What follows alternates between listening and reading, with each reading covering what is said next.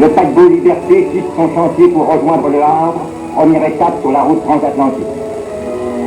Glissant lentement le long des quais, Liberté abandonne ses quelques 50 000 tonnes au halage des seuls remorqueurs. Minute émouvante. À bord du paquebot où nul n'ignore qu'une simple erreur de manœuvre peut être fatale au navire.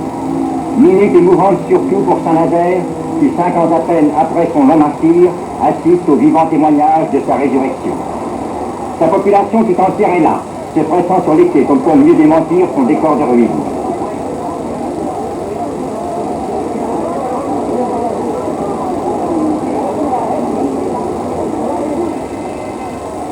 À la sortie du port, la manœuvre se poursuit. Les remorqueurs donnant de la tête sur ses flancs font virer de bord le navire. Les rôles sont changés. Liberté de cette allure majestueuse qu'il emprunte déjà au grand de ce monde s'éloigne vers le large. Les petits remorqueurs ne sont plus qu'une escorte sur l'océan qui a trouvé son maître. Pour le grand paquebot, cette première sortie en mer est un parcours d'études, une sorte d'examen de passage que vont lui faire subir officiers, ingénieurs et techniciens. 2 jeunes journalistes se trouvent parmi les invités. Ils rejoignent sur le pont promenade un commissaire du bord qui s'empresse de leur faire visiter son domaine après avoir jeté un dernier regard sur les remorqueurs qui s'éloignent.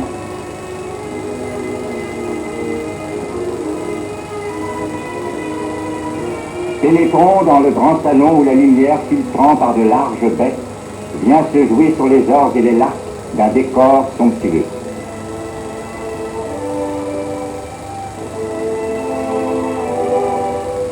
Confortable ces fauteuils, mademoiselle, et au surplus d'authentiques aubusons. Mais il n'est pas question de nous asseoir, nous avons encore tant à voir. Traversons maintenant la galerie qui nous mène au fumoir bibliothèque, dont le cadre d'une facture très moderne crée une harmonie claire et gaie. Allons, pressons, cher ami, et dire que les jeunes filles modernes ne s'intéressent plus aux travaux des statistiques. Pour les loisirs et le repos des passagers, voici d'autres salons, également luxueux et accueillants. Une salle de spectacle, une salle à manger, où pourront être servis chaque jour près de 1000 repas, comprenant les mets les plus variés préparés dans des cuisines modèles, dont l'ensemble s'apprête à restaurer les quelques 2600 rationnaires du paquebot, tout en maintenant très haut la renommée de l'art culinaire français.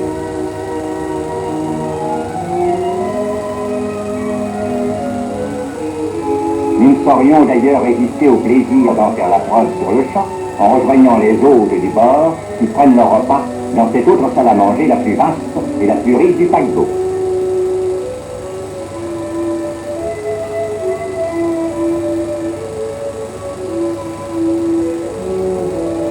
Dans cette cabine de luxe, où nous reprenons notre visite, notre jeune amie a tôt fait de se sentir chez elle et de retrouver les gestes d'une coquetterie bien naturelle.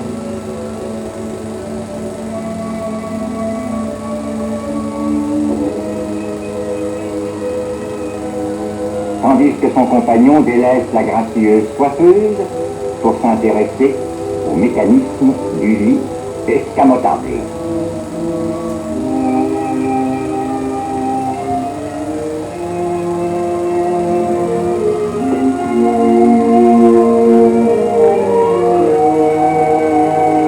Profitons maintenant de cette interruption dans notre visite pour nous arrêter au bar fumoir et demander au commissaire de nous conter l'histoire de Liberté.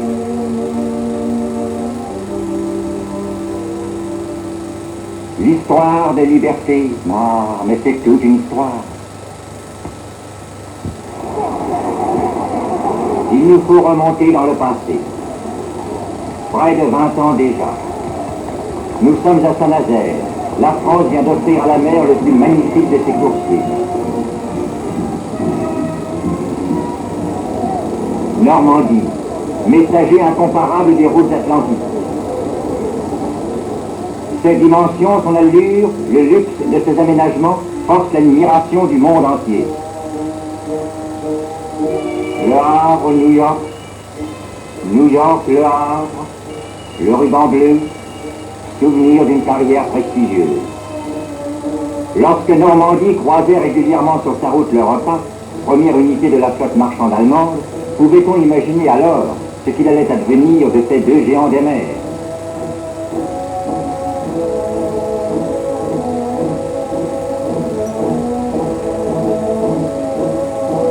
Les années ont passé, Normandie est entrée dans la légende. À Saint-Nazaire, où flotte encore son souvenir, des hommes, renouant les traditions de leurs anciens, rejoignent ce même bassin où 20 ans plus tôt fut construit Normandie. Aujourd'hui, le chantier s'appelle Liberté.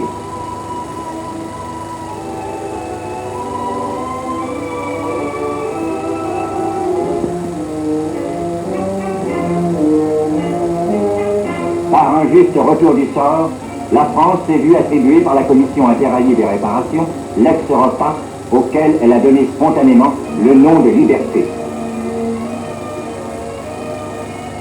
Nous ne comprenons plus l'ex-repas, mais cette visite, ce décor où nous sommes tous là, n'est-il pas typiquement français?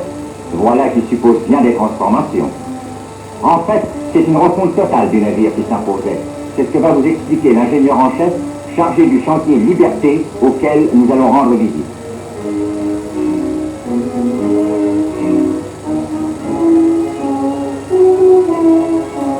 Mise en service en 1929, le repas révolutionnait les données de la construction navale. Nous n'avons pas eu à modifier sa structure, nous avons apporté au bateau les améliorations suivantes.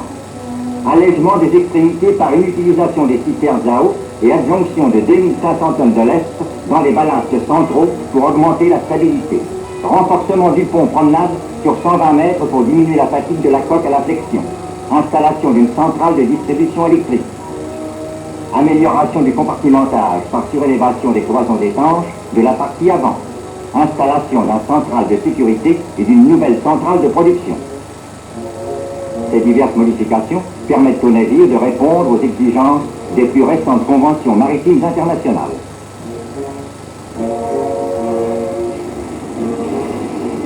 En fait, pendant plus de 15 mois, Liberté n'est qu'un vaste chantier où se sont affairés sans discontinuer jusqu'à 6000 ouvriers.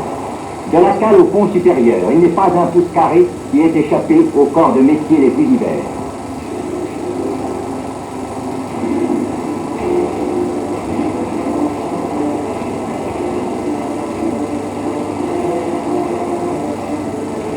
Avec le même amour de leur métier que leurs aînés du chantier, Normandie, monteurs, mécaniciens, charpentiers, serruriers, sapeurs, électriciens ont accompli un labeur gigantesque.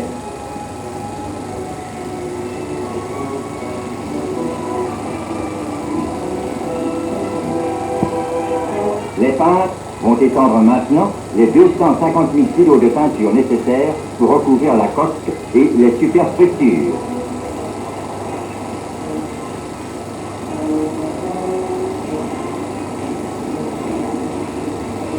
Sans doute s'agissait-il de donner à Liberté, avant sa première sortie dans le monde, une robe neuve et fraîche, mais plus encore de le protéger contre les morsures de l'océan que sa coque affrontera demain.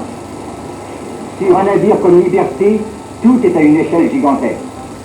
Témoin les hélices, qui subissent elles-mêmes leur dernier revêtement protecteur avant de brasser inlassablement les eaux de l'Atlantique.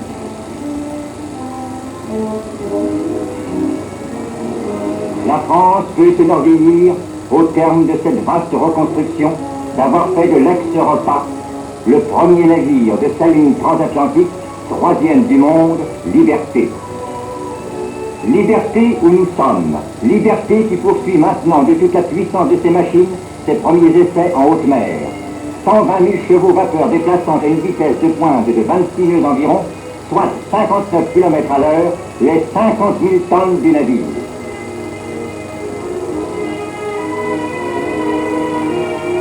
Poursuivi sans relâche depuis des mois, les calculs conçus dans le calme des bureaux d'études et les travaux des ateliers sur l'enfer du chantier trouvent ici leur aboutissement, mieux encore, dans éclatante justification. Dans le sillage régulier de Liberté, on lit déjà l'avenir du grand paquebot et l'horaire ponctuel de ses traversées, qualité première d'un bon messager maritime.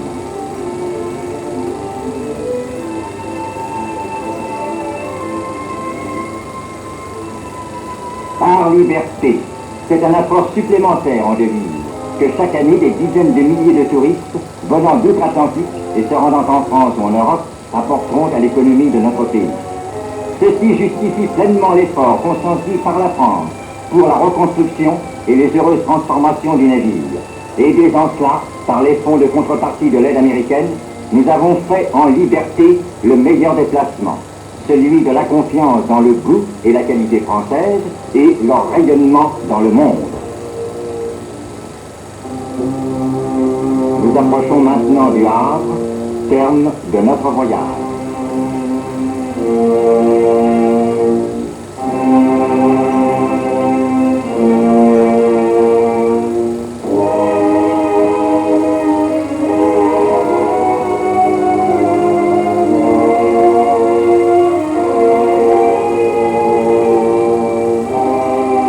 D'aucuns considéraient notre flotte marchande ruinée par la guerre, amputée de son Normandie, comme devant être rayée définitivement des grands armements maritimes.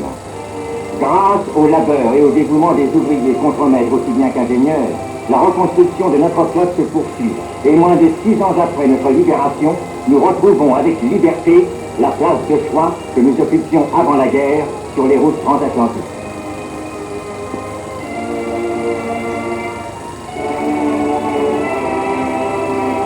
Souhaitons brillante carrière à liberté, grand paquebot français, trait d'union entre la France et l'Amérique.